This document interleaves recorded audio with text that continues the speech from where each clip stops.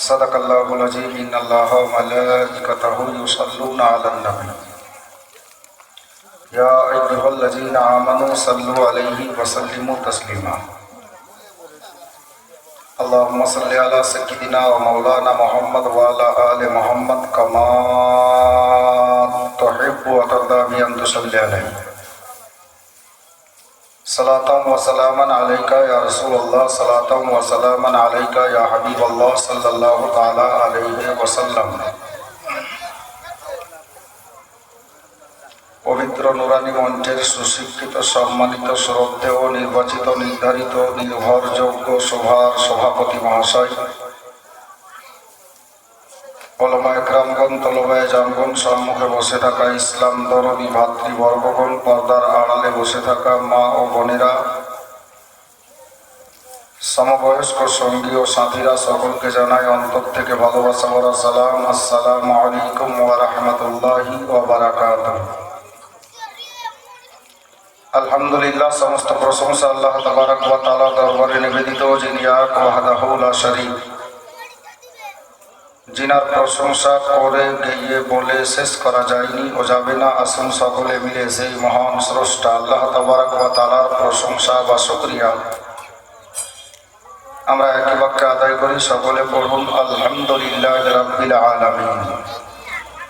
তাহার পরে পরে শান্তির ধারা বর্ষিত হোক, অর্পিত হোক নবী পাক সাহিবে আওলাদ তাজদারে মদিনা রাহাতে কালবসিনা, जिनार नाम एखाने ओखाने जमीन ओ आसमाने, हादिस ओ कुराने, वेद ओ पुराने, मोमिन मोमिनार दिल ओ जबाने, जिनार मधुमाखा नाम गाए शुभ शाम জান্নাতের হুর গেলে মানে, নবী দিগের নবী, বিশ্ব নবী, নূরের রবি, জিনার নূরের সৃষ্টি সবই, নেতাদের নেতা, মহানেতা, গাইবের সংবাদদাতা, গরিবের উদার চেতা, হযরতে আব্দুল মুত্তালিবের শ্রেষ্ঠ পোতা, জান্নাত রানী খাতুনে জান্নাত মা ফাতেমাতুজ জাহরা রাদিয়াল্লাহু তাআলা আনহার পিতা হুজুরপুর নূর সাল্লাল্লাহু তাআলা আলাইহি ওয়াসাল্লামের প্রতি লক্ষ লক্ষ বার, কোটি কোটি বার অগণিত দরুদের ধারা প্রবাহিত হোক। সকলে বলি আল্লাহুম্মা আমিন।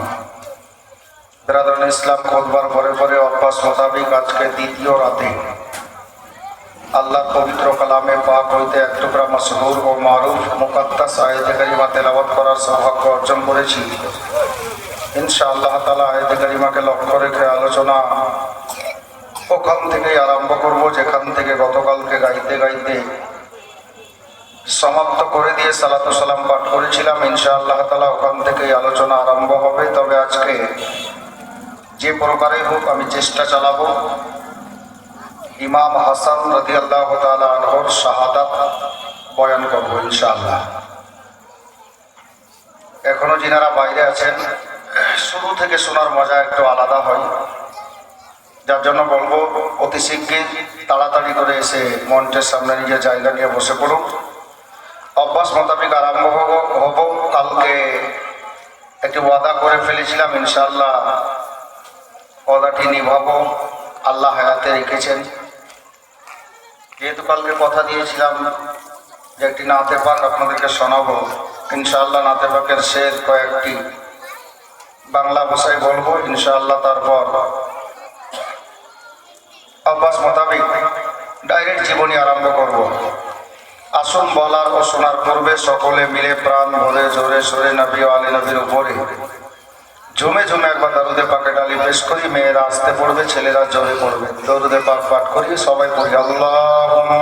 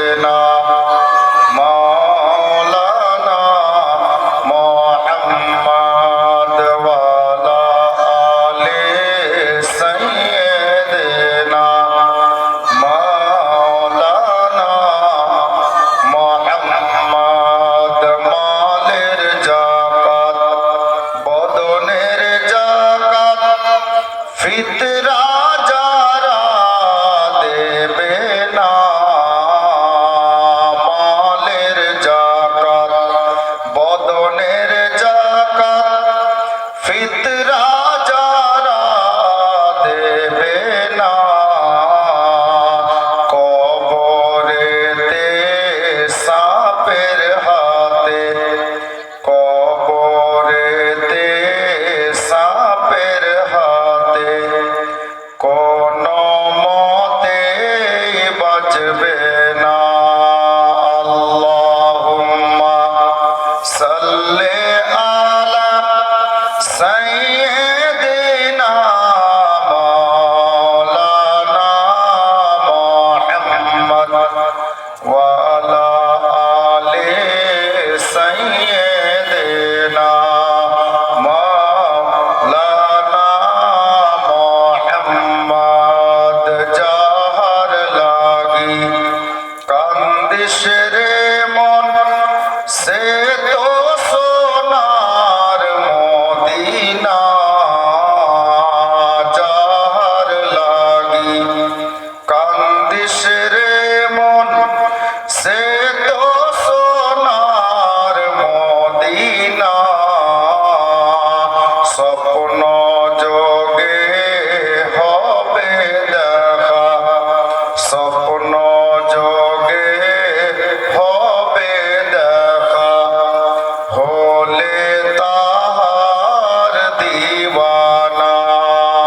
আল্লাহুম্মা সাল্লি আলা সাইয়্যিদিনা মাওলানা মুহাম্মদ ওয়া আলা আলি সাইয়্যিদিনা মাওলানা মুহাম্মদ সাল্লাল্লাহু তাআলা আলাইহি ওয়াসাল্লাম।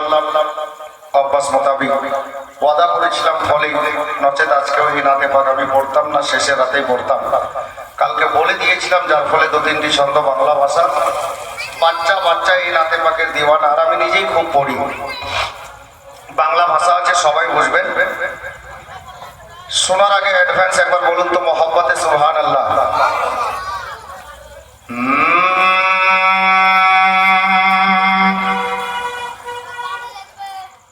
के एक दिन एक बूढ़ी मक्का शहरे पुटली निये पालाय नबीजिर डरे। मोहब्बते बोलुन जोरे। एक दिन एक बूढ़ी मक्का शहरे पुटली निये पालाয় নবীজির ডরে।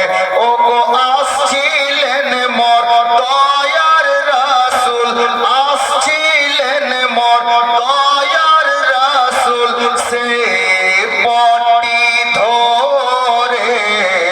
একদিন এক বুড়ি মক্কা শহরে পুটলি নিয়ে পালায় নবীজির ডরে। এবার শুনুন কি হচ্ছে তারপরে। ডেকে বলেন নূর নবীজি, ও গো বুড়ি শুনো না। ডেকে বলেন নূর নবীজি, ও গো বুড়ি শুনো না। ভারী পুটলি নিয়ে তুমি কোথায় যাবে বলো না। ভারী পুটলি নিয়ে তুমি কোথায় যাবে বলো না। কার ভয়েতে যাচ্ছ তুমি মক্কা শহর ছেড়ে। একটুখানি বলো বুড়ি আমার হুজুরে। ও গো পুটলি তোমার পৌঁছে দেব, পুটলি তোমার পৌঁছে দেব, যাবে যত দূরে।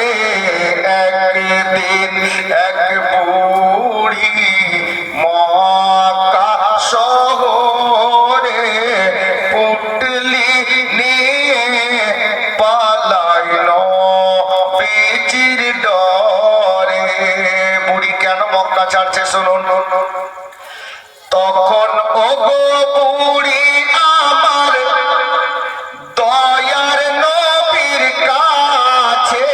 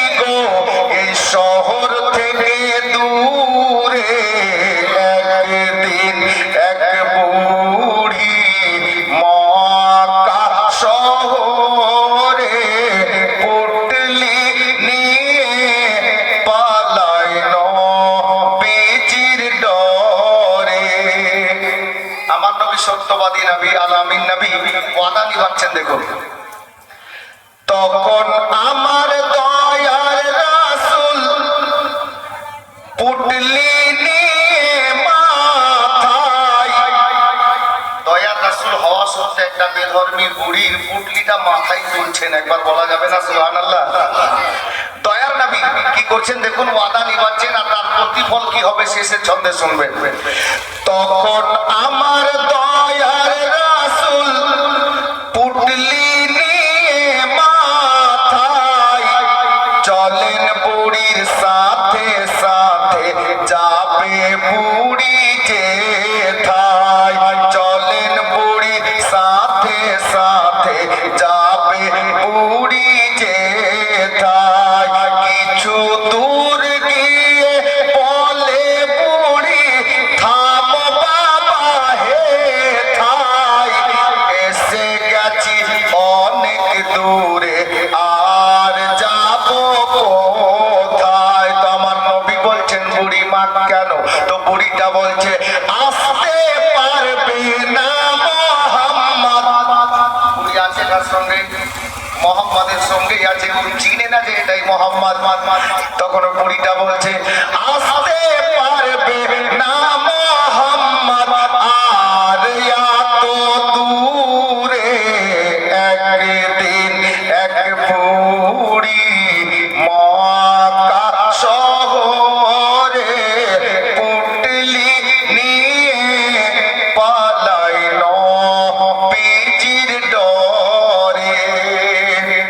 আমার নবী বলছেন বুড়িমা ঠিক আছে, তাহলে এই যে আপনার পুটলি নামিয়ে দিলাম, আপনি থাকেন, আমি চলি। শেষ ছন্দ, অনেক লম্বা ঘটনা আছে, ঘটনা বলছি না, মাতৃভাষা বুঝে নেবেন। সে শায়ের কি বলছে দেখুন। পুটলি নামিয়ে বলে বুড়ি ও গো তুমি এত ভালো। আমার নবীর ব্যবহারে বুড়ি মুগ্ধ হয়ে গেছে। পুটলি নামিয়ে বলে বুড়ি ও গো তুমি এত ভালো, আরজ করি বাবা তোমার নামটা একটু বলো, আরজ করি বাবা তোমার নামটা একটু বলো। তো আমার নবী বলছেন বুড়ি মা তাহলে শোনো, যার ভয়েতে এলে তুমি মক্কা শহর ছেড়ে, এই বুড়ি শোনো, যার ভয়েতে এলে তুমি মক্কা শহর ছেড়ে, আমি সেই মোহাম্মদ গেলাম পুটলি মাথায় করে, আমি সেই মোহাম্মদ গেলাম পুটলি মাথায় করে। ও গো শোনার পরে বুড়ি তখন, শোনার পরে বুড়ি তখন আমার নবীর কলমা পড়ে। একদিন এক বুড়ি মক্কা শহরে পুটলি নিয়ে পালায় নবীজির ডরে। ও গো আসছিলেন মোর দয়ার রাসূল সেই পটি ধরে, একদিন এক বুড়ি মক্কা শহরে পুটলি নিয়ে পালায় নবীজির ডরে। সাল্লাল্লাহু তাআলা আলাইহি ওয়াসাল্লাম। গজল আমার হবে একটু পরে, একটু বসুন। আমি যে আয়াতে কারিমাকে মৌজু হিসাবে বেছে নিয়েছি, আল্লাহ পাক পবিত্র কালাম পাকের মধ্যে ইরশাদ করেন কুল্লু নাফসিন যায়কাতুল মাউত। সিধা সাদা ভাষায় এর অর্থ বা মানে হলো এই, আল্লাহ কি বলছেন, যার মধ্যে আত্মা আছে, জান আছে, তাকে অবশ্যই একদিন মৃত্যুর স্বাদ গ্রহণ করতে হবে। আমরা গ্রাম্য ভাষায় মানুষকে মানুষ বলতে থাকি, এরকম বলি যে ভাই মরতে তো হবে, উপায় নেই।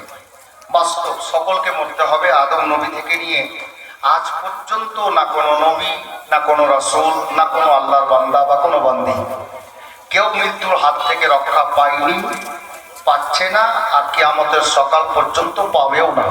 মরতে সকলকে হবে। আমি এই আয়াতে কারিমাকে নিজের মৌজু হিসাবে কেন বাছলাম, জীবনের শেষে বুঝতে পারবেন, আজকে, এখন নয়। তবে গতকালকে ইমাম রাদিয়াল্লাহু তাআলা আনহুমাদের বাচপানার শুধুমাত্র কটা কথা বলে আমি সালাতু সালাম পাঠ করে দিয়েছিলাম। গতকালকে ইমাম হাসান কারিমাইন এর জন্য আল্লাহ পাক পবিত্র জান্নাত থেকে পবিত্র জামা পাঠিয়েছেন মা ফাতেমার বাড়িতে।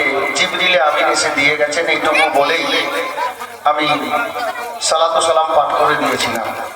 বাচপানার ঘটনা তো অনেক আছে বাবা। ইমাম হাসান কারিমাইন উপস্থিত থাকাতে দয়ার নবী বেশ কিছু মজেজা বলেছে। ভাই চলে এসো, তোমরা ছোট, তোমরা এই সাইডে চলে এসো, মা বোনদের জায়গার শর্ট হচ্ছে, এদিকে চলে এসো। হ্যাঁ বাস ঠিক। কাল থেকে একটা কাপড় বেঁধে দিয়ে এই খুঁটি থেকে বাঁকা করে কাপড় বেঁধে দিবেন কাল থেকে। যাকে বলছিলাম ইমাম হাসান কারিমাইন রাদিয়াল্লাহু তাআলা আনহুমা। আচ্ছা, মা ফাতেমার ছেলে মেয়ে কত বলেছিলাম কালকে, মনে আছে? ছেলে মেয়ে টোটাল 6টা। হ্যাঁ মনে রেখেছেন, আলহামদুলিল্লাহ। আজকে দেখুন জীবনী তো আমি কালকেও বলেছিলাম, জীবনী বাড়ি বাড়ি প্রত্যেকটা ছেলে মেয়ে জানে। কোনো বক্তা যদি কোনো ঘটনা ছেড়ে যায় তো কালিয়াচকের মানুষ ধরতে খুব তাড়াতাড়ি পারে, অন্য কোথাও পারুক আর না পারুক। জি আচ্ছা, একজন বলতে পারবেন আজকে ইমাম হাসানের শাহাদাত বয়ান করবো, একজন কেউ বলতে পারবেন মা ফাতেমার বড় ছেলে ইমাম হাসানের ছেলে মেয়ে কটা? জীবনী তো খুব শুনছেন, একজন কেউ বলতে পারবেন? আমার জানা মতে অসম্ভব। মাহফিলে যারা বসে আছেন বা আশেপাশে আছেন পারবেন, তার কারণ জি না, ইমাম হাসানের ছেলে মেয়ে কটা জানা নেই। আপনি হয়তো ইমাম হুসাইনের দেখাচ্ছেন, 3টা ছেলে 2টা মেয়ে, তাই না? বুঝে গেছি আমি। কিন্তু ইমাম হাসান বড় ছেলে মা ফাতেমা, উনার ছেলে মেয়ে কটা?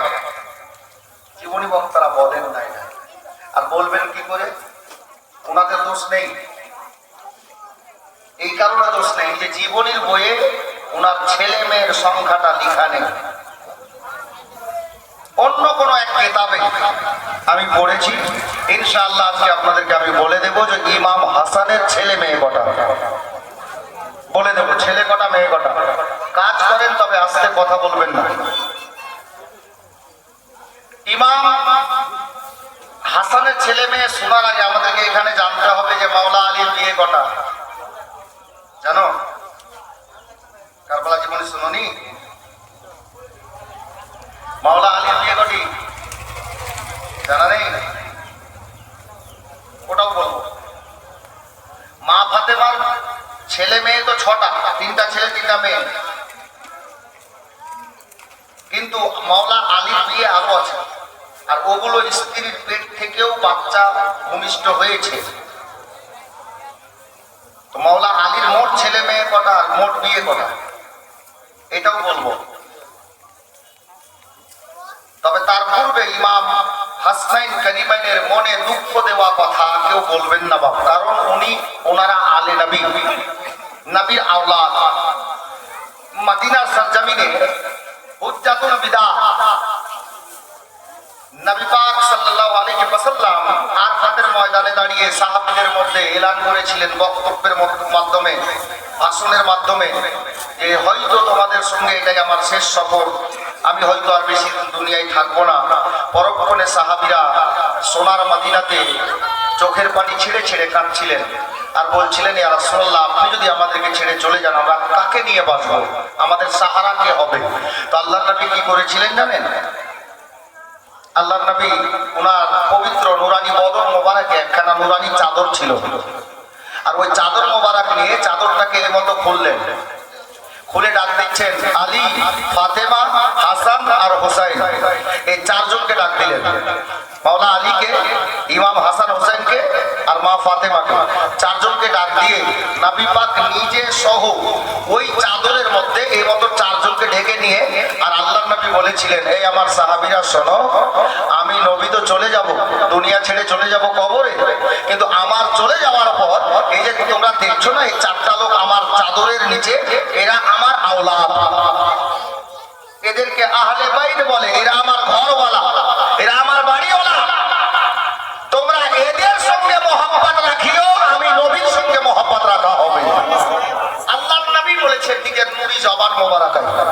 বলতেছিলাম বাবা, পাঞ্জাতানের মধ্যে এই চারজন আছেন।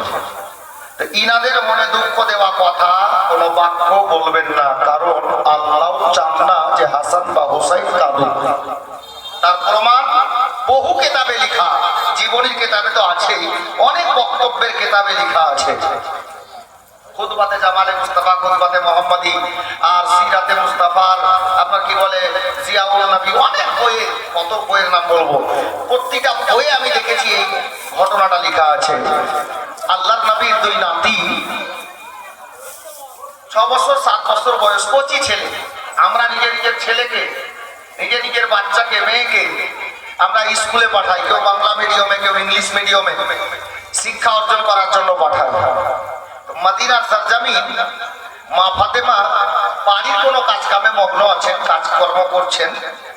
আর এহেন অবস্থায় ইমাম হাসান হোসেন দুই ভাই কথা বলতে বলতে বলছে, ভাই চল ঘরে যাই। কেন দাদা? বলে চল না, আজকে আমরা হাতের লেখাগুলো লিখি।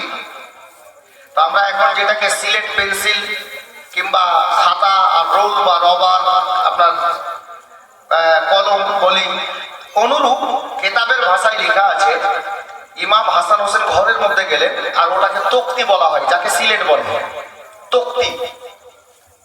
দুই ছেলে ঘরে গেলেন, ঘরে গিয়ে কি করলেন, এক পৃষ্ঠা মানে এক সিলেট, যেটাকে তক্তি বলে, এক পৃষ্ঠা ভর্তি লিখলেন, তক্তি ভর্তি করে লিখলেন।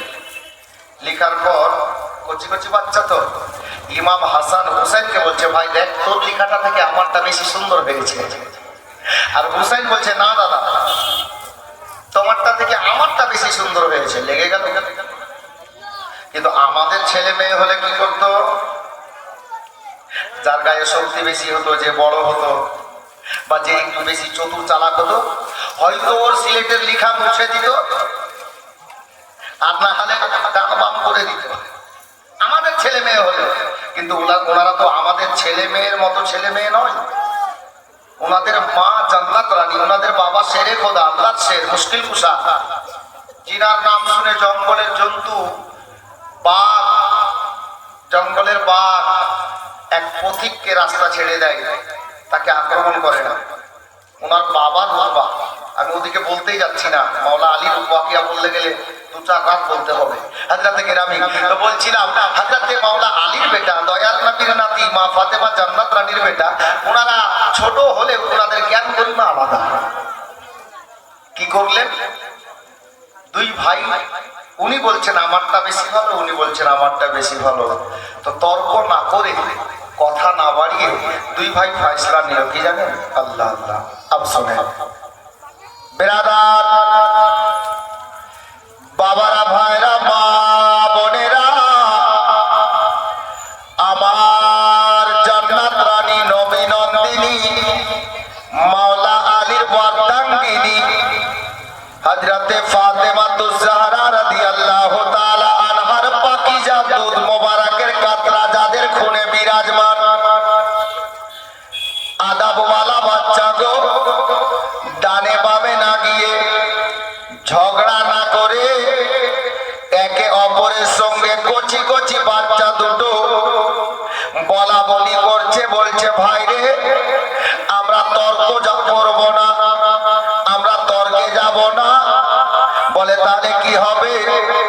বলে ভাই হুসাইন শোনো, তুমি বলছো আমার লেখাটা বেশি ভালো, আর আমি হাসান বলছি আমারটা বেশি ভালো, তাহলে আমরা তো নিজের লেখা ভালো বলবোই, এটাই হচ্ছে একটা মত। আল্লাহু আকবার কবীরা। কচি বাচ্চা দুটো ফয়সালা নিচ্ছে, বলে ভাই চলো চলো আমরা নিজের জনম দুঃখিনী আম্মা জানের কাছে যাব, নবী নন্দিনীর নিকটে যাব, আমাদের জননীর দরবারে যাব, আম্মা জানকে ডাক দিয়ে বলবো, আম্মা গো আপনার দুইটা ছেলে আজকে ঘরের মধ্যে বসে বসে নিজের হাতের লেখাগুলো লিখেছে, তক্তি পূর্ণ করে লিখেছে, ওগো আমাদের আম্মা জান, এবার আপনি বলে দেন আমাদের দুই ভাইয়ের লেখার মধ্যে কোন ভাইয়ের লেখাটা বেশি ভালো হয়েছে? হুসাইন বললেন, ভাই আইডিয়াটা মন্দ নয় রে, এটা খারাপ কথা না রে, চলো আমরা তর্ক না করে আম্মা জানের দরবারে যাই। কেতাব লেখক বল বাবা হযরতে জান্নাত রানীর দরবারে নিজের আম্মা জানের নিকটে দুইটা ছেলে পথ অতিক্রম করতে লাগলেন। ওই রুম থেকে বেরিয়ে গেলেন আর মা যে ঘরের মধ্যে কাজে মগ্ন ছিলেন দরজায় দাঁড়িয়ে গিয়ে আম্মা জান বলে ডাক দিলেন, আম্মা গো কি হলো রে বেটা? এ বেটা আসমাইন কারিমা কি হয়ে গেল রে? বলে মা কিছু হয়নি গো, একটা বিচার নিয়ে আপনার দরবারে হাজির হয়েছি। কি বিচার আছে রে বেটা? বলে আম্মা গো এটা খুব একটা বড় বিচার নয়, তবে বলবি তো রে বেটা কি হলো? হযরতে হাসনাইন কারিমান বলেন আম্মা আজকে আপনার দুইটো ছেলে ঘরের মধ্যে বসে বসে হাতের লিখনিগুলো লিখেছে। আম্মা গো আপনার দুটাই ছেলে বলছে, হাসান বলছে আমারটা বেশি ভালো, হুসাইন বলছে আমারটা বেশি ভালো, তাই আমরা তর্কে যাইনি মা। আপনি আমাদের জনম দুঃখিনী গর্ভধারিণী মা গো। আম্মা জান একবার দেখেন না আপনার দুই বেটার হাতের লেখাটুকু, লিখা দেখে আপনি দয়া করে ফয়সালা করে দেন মা। আমাদের দুই ভাইয়ের লেখার মধ্যে কার লেখাটা বেশি ভালো হয়েছে? কালকে বলেছিলাম ছেলে মেয়ে চারটা হলে ভাগ সমান করিও হয়, এখান থেকে শিখে নাও জি কার লেখাটা বেশি ভালো হয়েছে। কমিটির লোক বসার জায়গা নাও না, ওইদিকে দাঁড়িয়ে আছে মা বোনরা, আমি তো লক্ষ্যই করিনি এদিকে বসার জায়গা দেয়। আপ শুনে আমি কথা বলতে চাইছি না, দাঁড়িয়ে আছেন ভালো লাগলো না যার জন্য বললাম। অনেক মা বোন দাঁড়িয়ে আছেন জায়গা পাইনি বলে। বেরাদার হযরতে মা ফাতেমাকে দেখেন, আমি প্রতিটা মাকে বলছি পূজার ক্ষেত্রে বলছি আপনাদেরকে আজকে থাকতে দেন। দাদা ও দাদা থাকতে দেন, আজকে থাকতে দেন, কোটি বাচ্চা আছে থাকতে দেন। তার থেকে ভালো হবে বরঞ্চ শুনুন এদিকে আমার দিকে শুনুন, আপনি আপনাকে বলছি এদেরকে না তুলে এই সামনে থেকে একটা ছেলেকে দিয়ে বলগুলো টেনে এই বলগুলো ওদিকে দিয়ে দেন। কালকে যা ব্যবস্থা নেবেন বল যদি থাকে তো ওদিকে দেন। মানে আমি চাইছি না বসা মাহফিলকে দাঁড় করা যায় আর কি। ইমাম হাসনাইন কারিমানের মা, আমি মা বোনদেরকে বলছি যদি আপনার দুটা মেয়ে থাকে বা চারটা মেয়ে থাকে এটা করবেন না একজনকে 2 ভরি সোনা দিলেন আর একজনকে 1 ভরি সোনা দিলেন। আপনার 10 ভরি আছে তো চারটা মেয়ে আছে সমান করে দিয়ে জি এটা শরীয়তের মশলা বলছি, নইলে গুনাহগার আপনি হবেন। এটা শিক্ষা কোথা থেকে নিচ্ছি? মা ফাতেমার বাড়ি থেকে। শুনেন মা ফাতেমা দুই ছেলের লেখার দিকে দেখছেন, দুই ছেলে হাতের লেখা দুটোর দিকে দেখছেন, লেখার দিকেও দেখছেন আর একবার বড় বেটাকে দেখছেন একবার ছোট বেটাকে দেখছেন। মা ফাতেমা চিন্তায় পড়ে গেলেন, আল্লাহ বেটা তো দুটোই আমার, একেও গর্ভে ধারণ করেছি ওকেও গর্ভে ধারণ করেছি, লেখা তো যা আছে আছে, কিন্তু যদি আমি এই মুহূর্তে বলি হাসানের লেখা বেশি ভালো হয়েছে তাহলে হুসাইনের মনে দুঃখ হবে, হুসাইনের চোখে পানি আসবে। আর যদি বলি হুসাইনের লেখা বেশি ভালো হয়েছে তাহলে হাসান বড় বেটার মনে দুঃখ হবে, বড় বেটা কাঁদবে। আমি মা হয়ে কাকে কাঁদাবো কাকে হাসাবো? না না না এটা হতে পারে না। ইমাম হাসনাইন কারিমানের মা চট করে বুদ্ধিতে কাজ নিলেন। বাবা প্রত্যেকটা মেয়েকে বলছি মা বোনেরা গো স্বামীর কথার উপরে চলিয়েন না রে বাবা, নইলে আল্লাহ পাকের দয়ার নবী নারাজ হয়ে যাবেন। আল্লাহর নবী নারাজ হলে খোদা রাজি হবেন না। এ বেরাদার হযরতে মা ফাতেমা বড় বুদ্ধিতে কাজ নিচ্ছেন। বললেন বেটা রে আমি তোমাদের মা, তোমাদের লেখার ফয়সালা করে দিতে পারবো, তবে আমি ফয়সালা দেব না, আমি তোমাদের ফয়সালা দেব না। বলে আম্মা কেন গো, কেন ফয়সালা দেবেন না? বলে বেটা রে আমি তোমাদের গর্ভধারিণী মা হতে পারি, কিন্তু আমার মাথার তাজ আমার অভিভাবক হলেন তোমার বাবা শেরে খোদা মাওলা আলী। তোমার আব্বা থাকতে আমি তোমার মা তোমাদের ফয়সালা দিতে পারি না। বুদ্ধিতে কাজ দিচ্ছেন, ছেলেদের দুঃখ হবে না। বলে বেটা তোদের বাবা তোদের বিচারে ফয়সালা দিবে, এক কাজ কর বাবা তোর আব্বার কাছে চলে যাও, তোর আব্বা দেখে বলে দিবে যে কারটা বেশি ভালো। আর বাবাদেরকে বলছি শুনেন মাওলা আলী বাড়ির বাইরে মদিনা শরীফে কোনো এক জায়গাতে নবীর কিছু দিওয়ানাদেরকে নিয়ে বসে দিন ইসলামের আলোচনা করছিলেন। নাওয়াসা শব্দের অর্থ হলো নাতি। নাওয়াসা নাতিকে বলে। দুটা ছন্দ পড়বো আপনাদের জন্য নতুন হবে। এই জায়গাতে দুটা ছন্দ পড়বো, কি জানেন? নাওয়াসা এ রাসূল, মানে রাসূলের নাওয়াসা নাতি। নাওয়াসা এ রাসূল, দুই ইমাম জিজ্ঞাসিল কি মাগো একবার বলো লিখায়ে কার ভালো। মাগো একবার বলো লিখায়ে কার ভালো। দুই ইমাম তাকিয়ে আছে মায়ের পানে, ব্যথা দিব আমি কার পরানে। দুই ইমাম তাকিয়ে আছে মায়ের পানে, ব্যথা দিব আমি কার পরানে। দুই ইমাম না বুঝিল, বারে বারে জিজ্ঞাসিল মাগো একবার বলো লিখায়ে কার ভালো। মাগো একবার বলো লিখায়ে কার ভালো। হাজরাতে জান্নাত রানী ফাতেমা, অনেক লম্বা গজল আছে, আমি গজলে যাচ্ছি, যেতে চাইছি না বাবা, মাঝখানে গজল আবারও আসবে। হাজরাতে ইমাম হাসান কারিমানের মা বললেন, বেটা রে তোরা যে আমার কলেজের টুকরো, একটা কাজ কর বেটা, আমি তোমাদের মা, তোমাদেরকে বলছি তোমার আব্বার কাছে যাও, গিয়ে ফয়সলাটা নিয়ে এসো। তোমাদের আব্বা থাকতে আমি ফয়সলা দেবো, এটা উচিত হবে না। কারণ আমার মাথার তাজ তোমার বাবা, আমার মালিক, আমার অভিভাবক গার্জেন তোমার বাবা। তোমার বাবা না থাকতো বাড়িতে, তাহলে আমি ফয়সলা দিতাম, ঠিক আছে, কিন্তু তোমার বাবা থাকতে আমি ফয়সলা দেবো, এটা অসম্ভব। তোমার আব্বার কাছে যাও। আল্লাহ আল্লাহ বেরাদার, বলতেছিলাম জান্নাত রানীর মাথার তাজ হাসান কারিমানের আব্বা বাড়ির বাইরে সোনার মদিনাতে কিছু নবীর দিওয়ানাকে নিয়ে দিন ইসলামের আলোচনা করেন বাবা। এহেন অবস্থাতে আল্লাহর নবীর নাতি দুটো ইমাম হাসান কারিমান টকরি দুটোকে হাতে ধরে নিয়ে আব্বা জানের দরবারের দিকে এগিয়ে গেলেন। মাওলা আলী গল্পে মগ্ন ছিলেন বাবা, আলোচনাতে মগ্ন ছিলেন। হঠাৎ করে নজর পড়ে গেল বাড়ির তরফ থেকে যে রাস্তাটা এসেছে, ওই রাস্তার দিক দিয়ে দেখতে পাচ্ছেন রে বাবা, রাস্তা ধরে পথ অতিক্রম করতে করতে ইমাম হাসান হুসেন আলীর দিকে চলে আসছে। আলীর গল্প বন্ধ হলো, আলোচনা বন্ধ করে দিলেন। মাওলা আলী দাঁড়িয়ে গেছেন, বেটারা যেদিক দিয়ে আসছেন আগে বাড়লেন। দুইটা বেটাকে হযরতে মাওলা আলী রাদিয়াল্লাহু তাআলা আনহু নিজের সামনে বাবা কলেজায় জড়িয়ে ধরে নিলেন, সিনাতে জড়িয়ে ধরে নিলেন, আর ডাক দিয়ে বলেন, বেটা রে এই মুহূর্তে তুমি আমার নিকটে রে বেটা। হ্যাঁ আব্বা, আমরা আপনার নিকটে এসেছি, কি উদ্দেশ্যে রে বেটা?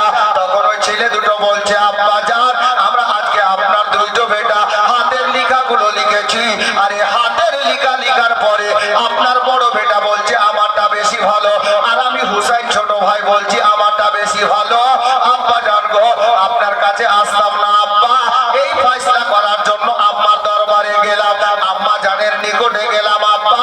আম্মা আমাকে বলে দিলেন, বেটা রে আমি তোমাদের আব্বা থাকতে তোমাদের মা তোমাদের বিচার করে দেব না, যাও তোমার আব্বার নিকটে চলে যাও। আব্বা হুজুর দেখেন গো, আপনার দুইটা বেটার হাতের লেখাগুলো দেখেন, আর দেখার পরে আপনি বলে দেন আব্বা যে আপনার কোন বেটার লেখাটা বেশি ভালো হয়েছে।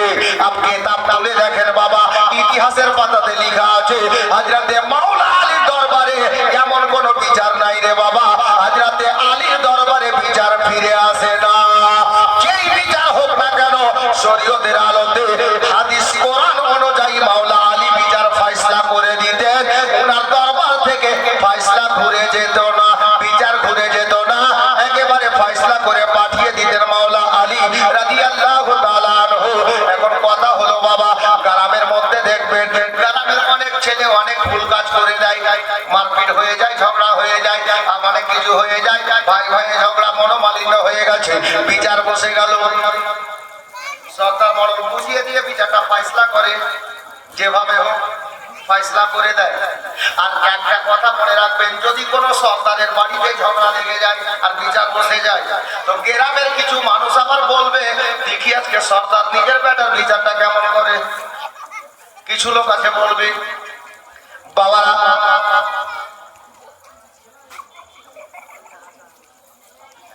বেরাদার বলতেছিলাম, আমার মাওলা আলী দরবারে যখন দুই বেটা হাজির হয়েছে, হাজরাতে মাওলা আলীর আশেপাশে যে নবী দিওয়ানারা ছিলেন গো, ওনারা একে অপরের সঙ্গে গল্প করছে। আল্লাহু আকবার কবিরা। হাজরাতে আলীর দরবার থেকে কোনো বিচারের ফয়সলা এরকম হয় না যে বিচার হয় না, ফয়সলা আলী করে পাঠান। তবে আজকে দেখো রে, হাজরাতে আলী নিজের বেটা দুটোর বিচার কি করে করে, ফয়সলা কিভাবে দেয়, আমরা নবীর দিওয়ানা নিজের চোখে দেখব। তুই বেটা হাজরাতে মাওলা আলী দরবারে, হাজরাতে মাওলা আলী দরবারে, আলী চিন্তায় পড়ে গেছেন, আল্লাহ এটা তো আমার বড় বেটা, ওটা আমার ছোট বেটা, এর ভালো লেখা বললে ও কাঁদবে, আর ওরটা ভালো বলে এ কাঁদবে, তাহলে আমি বাবা হয়ে কাকে কাঁদাবো, কাকে হাসাবো? এটা হতে পারে না। আমি একটা বেটাকে কাঁদাবো, একটাকে হাসাবো, এটা অসম্ভব। এরকমই হওয়া দরকার বাপ জি। হযরতে মাওলা আলী চিন্তা করছেন, দুই ছেলে ইশারা করছেন, আপা বলেন না।